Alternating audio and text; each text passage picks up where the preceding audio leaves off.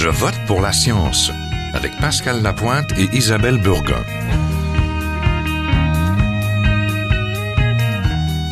Bonjour à vous. Bienvenue à Je vote pour la science. Aujourd'hui, nous allons faire un petit tour à l'hôpital, ou plutôt nous demander si les heures de visite des hôpitaux plus flexibles feraient du bien aux patients. Et la science le confirme, la présence des proches comporte de nombreux effets positifs, selon une récente étude québécoise. En plus, cela augmente la satisfaction des patients et de leurs proches, et même du personnel des hôpitaux. Certains hôpitaux y croient vraiment. Ils ont décidé d'accommoder les familles en abandonnant des horaires stricts. La Fondation canadienne pour l'amélioration des services de santé, la FCA2S, a même élaboré un programme intitulé « Meilleur ensemble, main dans la main avec les familles ». Un programme qui encourage les centres hospitaliers à adopter de telles politiques et à inclure la famille dans le processus du traitement du patient. Restez à l'écoute, nous en parlons tout de suite.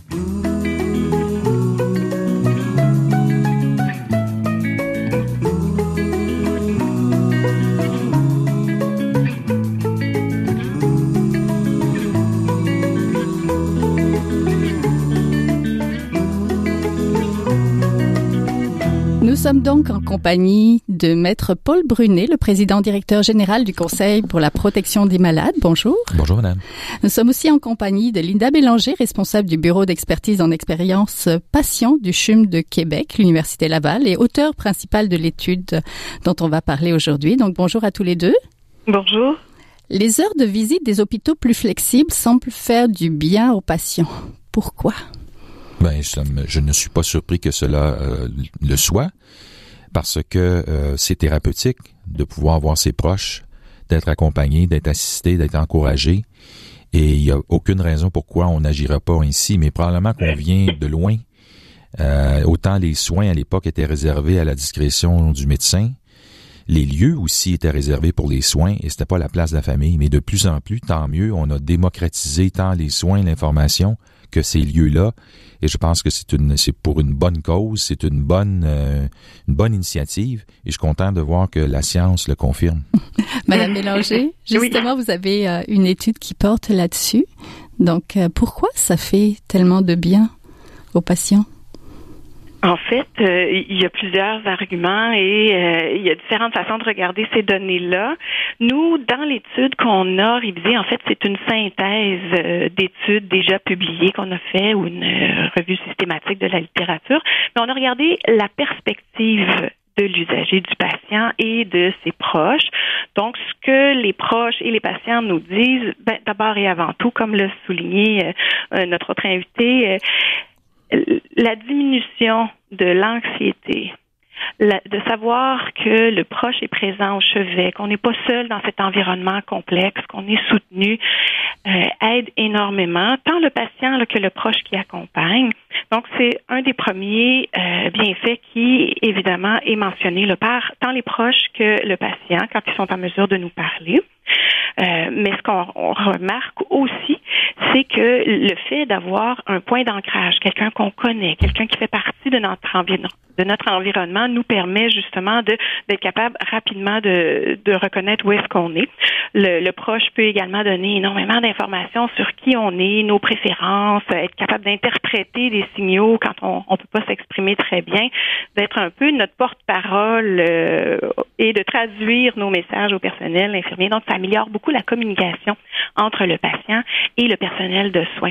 Donc, parmi les bienfaits que nous, on a remarqués, c'est vraiment au niveau psychologique, comme on le souligne d'ailleurs, mais il y a également des avantages, même au niveau des fonctions plus biologiques, si je puis dire ainsi. Donc, parmi les études qu'on a répertoriées, il y a une étude, entre autres, qui démontre que la fonction cardiaque est améliorée par la présence d'un proche. Probablement, on émet l'hypothèse, ça demeure vraiment une hypothèse à l'effet que le patient, est moins anxieux.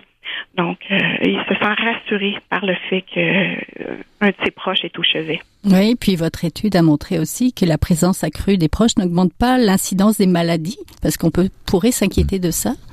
Tout à fait. En fait, comme je tiens à le préciser, nous, on a révisé des études qui ont étudié ces facteurs-là. On a fait la synthèse des résultats. Nous, on n'avait pas d'études sur le terrain qui ont démontrer ça, parce que, on a regardé des études déjà publiées, mais effectivement, et c'est un des mythes les plus répandus à l'effet que les visiteurs sont des vecteurs de transmission de maladies. Pour la plupart des auteurs des études qu'on a répertoriées, puis je vous rappelle, on a répertorié déjà des synthèses. Alors, ça comprend beaucoup de données qui ont été mises ensemble et analysées là, selon un processus très rigoureux. Alors, selon ces données-là, il semblerait que les proches, quand on leur montre les bonnes pratiques à l'hôpital, de se laver les mains, dans le fond, de pas toucher certains outils ou certaines machines autour dans l'environnement hospitalier, mais d'abord et avant tout, le lavage des mains, les gens s'y plient là, volontiers et vont respecter beaucoup ces consignes-là. Donc, au final, les proches ne sont pas des vecteurs de transmission des maladies et au contraire non plus ne semblent pas contracter davantage là, d'infections qui peuvent être transmises en milieu hospitalier. Oui, parce qu'il y a un autre mythe qui court aussi beaucoup, qu'on tomberait plus malade finalement qu'on irait dans l'hôpital. Mais Maître Brunet? Ne serait-ce qu'au niveau des infections nosocomiales, c'est démontré que il y a de sérieuses difficultés au niveau de l'hygiène. Oui, dans certains hôpitaux. Malheureusement, les premiers qui devraient montrer l'exemple sont les médecins qui se lavent pas les mains en visitant les patients. Les stéthoscopes pas stérilisés. Ils sont les premiers. Ma mère disait noblesse oblige, hein, et c'est important de montrer l'exemple par notre propre vécu. Il y a des études, notamment de le docteur Besson, qui est décédé aujourd'hui, qui montrait que le personnel médical est le premier concerné, le premier confronté à ça. C'est un peu triste parfois qu'il faille rappeler ces éléments-là, mais je suis content d'entendre ce que la professeure signale. C'est important de laisser venir la famille et de ne pas accabler les familles de tarifs de 30 $ par jour pour stationner dans certains hôpitaux. On veut les décourager au lieu de les encourager parfois. C'est un autre enjeu. Hein? Oui, je pense qu'au niveau du stationnement, des espaces, je pense que c'est pas toujours du ressort là, des environnements hospitaliers, là, le fameux problème de stationnement. Mais effectivement, c'est un sujet là, qui vaudrait certainement une autre émission. Mais au final, ce qu'on doit retenir, c'est que la présence d'un proche pour plusieurs raisons, mais ne serait-ce aussi, puis les études de la FCAS, en fait, la FCAS a aussi de son côté répertorié les avantages, et eux, ce qui démontre, il y a un aspect très intéressant, c'est qu'au niveau de la diminution des chutes, des erreurs médicamenteuses, ça, nous, on l'avait capté également dans les études qu'on a révisées, c'est-à-dire qu'une meilleure communication est associée à une meilleure coordination là, de la trajectoire du patient à l'intérieur là, du système de santé. Par exemple, de diminuer les erreurs médicamenteuses. Le proche qui, souvent, sont des soignants à la maison avant l'hospitalisation de leurs proches. On a tous des expériences personnelles d'avoir accompagné soit un enfant ou un parent âgé.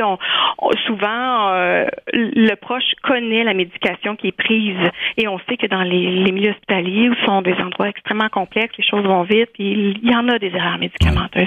La présence du proche a une incidence significative sur la diminution des erreurs de médication, assure une meilleure coordination et tout ça par une meilleure communication. Tout à fait. Oui.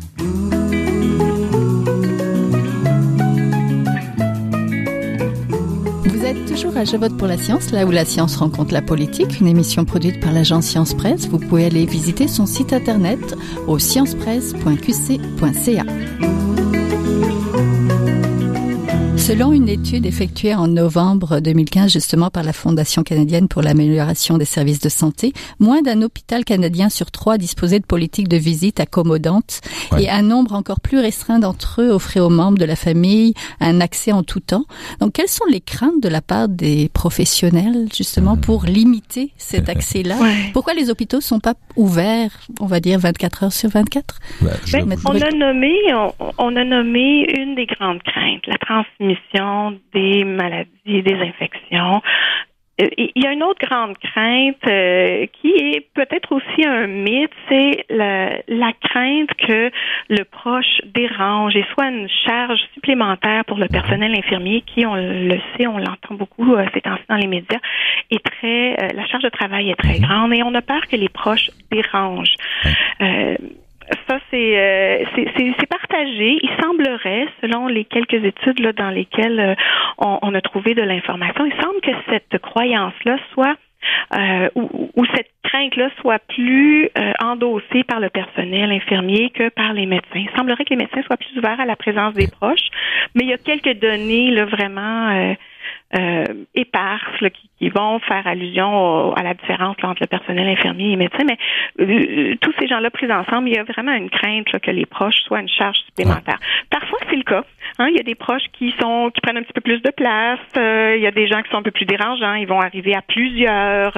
Les enfants courent partout. L'environnement hospitalier n'est pas, c'est pas un hôtel. Là, hein? Donc, c'est des environnements extrêmement complexes. Il y a beaucoup de choses qui se passent. Parfois, les soins sont donnés rapidement. Donc, je pense qu'il faut que ça se fasse avec beaucoup de respect. On a de l'enseignement à faire et le personnel doit être formé pour accueillir davantage la présence des proches, que ça se fasse en toute sécurité.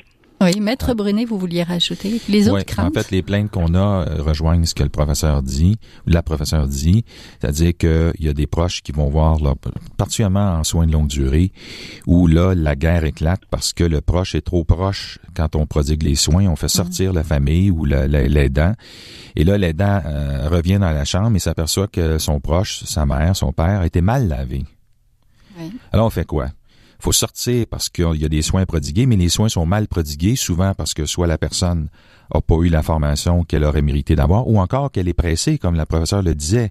Alors là, il y a toute une démarche qui s'instaure et qui, au départ, aurait pu être évitée si on avait le monde que ça prend pour soigner, pour donner les soins d'hygiène de chevet qu'il faut.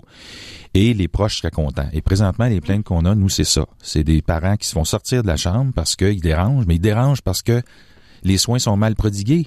Ouais. Ma mère a été mal lavée. On m'a fait sortir, mais on a mal fait la job. Alors, la crainte, c'est un peu ça. Et je comprends en partie le personnel, mais j'avoue que des fois, c'est dérangeant et c'est plus facile, m'excuse de dire ça, mais parfois c'est plus facile d'avoir du monde qui ne reçoit pas de visite. On a moins de soins à leur prodiguer. Elle, on n'a pas besoin de la maquiller ou d'y mettre une robe parce qu'elle n'a pas de famille.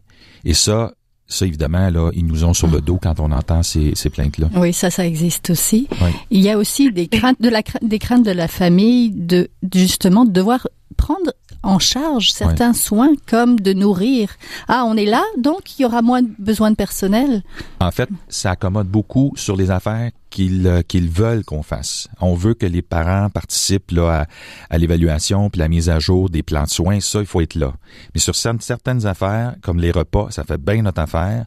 Mais sur d'autres, là, quand on prodigue certains soins d'hygiène, il faut pas qu'ils soient là puis ça dérange. Alors, la professeure l'a dit dans le fond, il y a de l'éducation à faire des deux côtés, mais il y a aussi des ressources qu'il faut augmenter. J'entendais une dame qui a été 25 ans dans le réseau qui disait qu'elle, à son époque, elle était en charge de 10 patients. Et aujourd'hui, en soins de longue durée, il y a des soirs où vous pouvez avoir 32 patients. Alors, c'est sûr que vous faites pas la même job, vous faites pas le même travail de soins et que là, la famille est pas contente parce que le proche a été mal soigné, a été mal lavé. Et là, là, ça crée des conflits. Oui, on assiste quand même à un virage vers une approche plus humaniste. De plus en plus, les hôpitaux, les centres hospitaliers sont sensibilisés justement à avoir pendant plus de temps les familles, plus plus souvent. C'est une bonne chose. En fait, si je peux peut-être revenir juste faire sur les craintes, faire du pouce un peu sur ce que Maître Brunet disait par rapport à l'implication des familles, des proches dans les soins. En fait, j'aborde dans le même sens que vous, tout à fait. Mais j'aimerais ajouter un aspect, une étude qu'on a fait là, récemment dans le CHU de Québec, à l'effet qu'on a sondé des proches qui sont au chevet d'un être cher, là, qui sont justement parce que dans les hôpitaux, oui, il y a plusieurs hôpitaux qui ont des politiques restrictives. Et ce qui amène de la confusion, c'est que certains hôpitaux ont des politiques ouvertes dans certaines unités, des politiques restrictives dans d'autres. Là, je vous parle vraiment du milieu hospitalier, pas tant de soins de longue durée, mais en soins hospitaliers.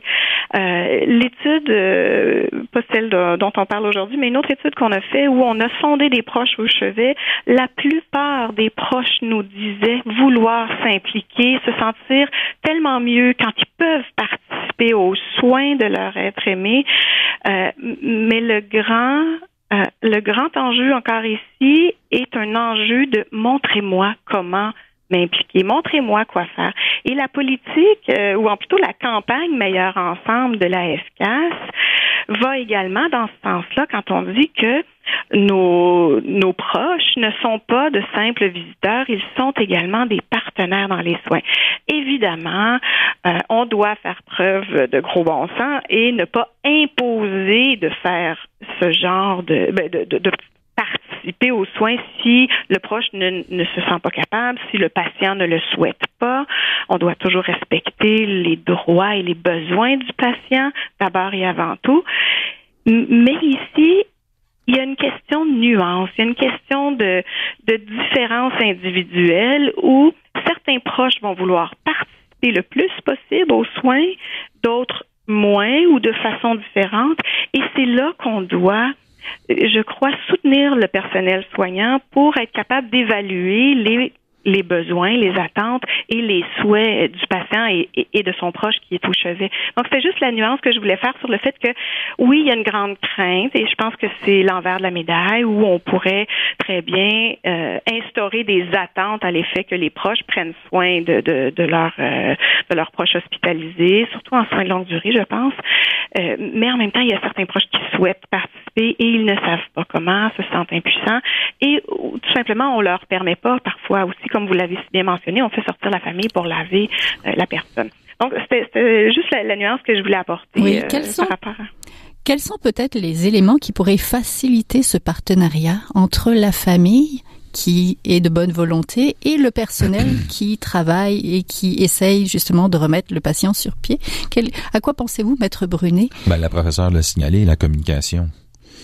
Il faut absolument qu'entre les proches significatifs de la personne, il y a une communication pour savoir quelle est l'implication souhaitée, qu'est-ce que vous allez faire, est-ce que vous êtes sérieux dans votre démarche, parce que c'est agréable de venir quelquefois, mais si vous venez seulement de manière sporadique, puis là, vous laissez en plan votre proche parce que vous avez décidé cette journée-là que vous n'y seriez pas, ça prend une communication, un respect mutuel et surtout des ressources. Et je m'excuse de parler de ça, je veux pas avoir l'air de parler de choses, mais ça fait certainement 5-10 ans qu'on parle qu'il manque de monde pour s'occuper des soins de base.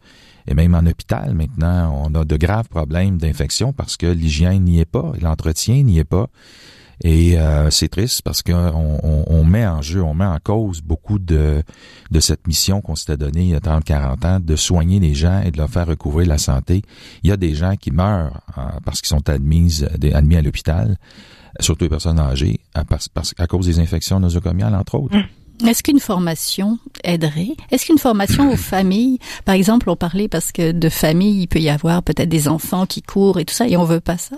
Est-ce qu'on pourrait donner comme un guide à la famille pour faciliter peut-être ce travail de partenariat entre la famille et les patients? Tout à fait. Tout à fait. Je pense que la clé vers un meilleur partenariat, c'est de connaître en fait, j'allais dire les enjeux, c'est de connaître, d'abord et avant tout les besoins et les souhaits patients et familles, mais pour les patients et les familles, de connaître mieux l'environnement hospitalier. Parfois, c'est pas de la mauvaise volonté quand une maman laisse son enfant toucher à tout, courir, se rouler par terre. C'est peut-être un manque de connaissance qui peut être sous-jacent à certains comportements qui peuvent nous sembler très évidents quand on est dans le réseau de la santé. Je pense que la communication et la formation, l'éducation, vous parlez de guides à la famille, il y a plusieurs unités de soins qui se dotent de tels guides, de politiques familiales, plutôt que d'appeler des politiques de visite, on va appeler des politiques familiales. Et je pense qu'à l'intérieur de tout ça, plus on donne d'informations, une information qui est accessible, qui est claire et qui est uniformisée, je pense que on met plus de chances de notre côté de bien faire connaître l'environnement, le rôle du proche également, ses responsabilités, ses droits. Donc ça, c'est un élément. L'autre élément, comme Maître Brunet l'a mentionné, évidemment, ça prend du temps faire tout ça, ça prend des ressources, ça prend de l'engagement de nos directions hospitalières. Donc, quand on croit à ce modèle-là, on va justement encourager le personnel de participer et de développer ce type de guide ou de formation ou de programme là, pour soutenir l'implication des proches au chevet, le partenariat avec le patient et ses proches. Oui, Maître Brunet, une formation? Une sensibilisation peut-être? Oui, certainement, jusqu'à un certain point. Et encore une fois, il faut que les gens se parlent et se comprennent et surtout se respectent, comme la passeure le dit. Mais il y a des situations où on est obligé d'intervenir parce qu'il n'y a plus de communication, la famille n'a pas confiance au personnel, le personnel n'a plus confiance à la famille, ils ne veulent pas l'avoir. Alors, il y a toute une rétroaction à faire pour essayer de calmer les gens parce que, comme mon frère Claude nous le disait quand il a fondé cet organisme que je représente depuis près de 45 ans maintenant, il faut faire attention qu'à la fin de la journée, les chicanes qu'on peut avoir avec le personnel ou l'administration, c'est le patient qui va finir par payer pour à la fin de la journée. Alors, toujours essayer de s'entendre pour voir comment on peut régler certains conflits entre des personnes, entre certaines administrations, parce que c'est le patient, c'est le résident qui finit par payer pour dans l'atmosphère dans laquelle on a jeté la situation. Alors, toujours essayer de s'entendre, c'est vraiment le plus important à faire. Oui, donc travailler en amont peut-être avec les familles et travailler en aval aussi pour justement voir si tout s'est bien passé dans cette expérience-là. Donc, je vous remercie beaucoup. On était donc en compagnie de Maître Paul Brunet, président-directeur général du Conseil pour la protection des malades, et de Linda Bélanger, responsable du bureau d'expertise en expérience patient au CHU de Québec et auteur principal de l'étude dont on va mettre le lien sur le site Internet. Merci. Je vous remercie beaucoup.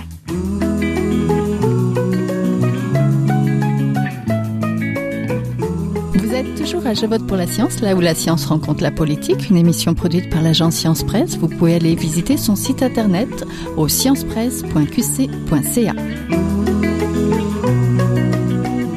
C'est le temps de la chronique. On accueille aujourd'hui José Nadia Drouin, la directrice de l'agence Science Presse. Bonjour. Allô Isabelle.